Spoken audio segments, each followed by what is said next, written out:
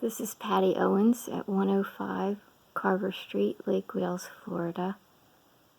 It is Wednesday evening, September 26th, I want to say. Oh gosh, it's almost midnight. And I'm just documenting the continuing harassment, trespassing, vandalism, and what I think is probably utilizing military technology to perpetrate these crimes against my family and my property.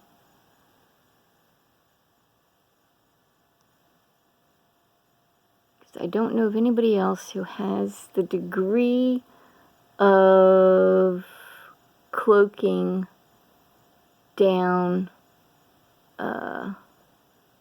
to this level outside of the military.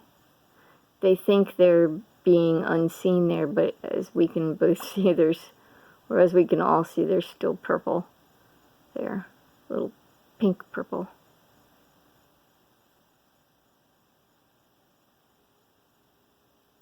They want to be seen so they can take credit for what they do, but they don't want to be seen because they don't want to be caught.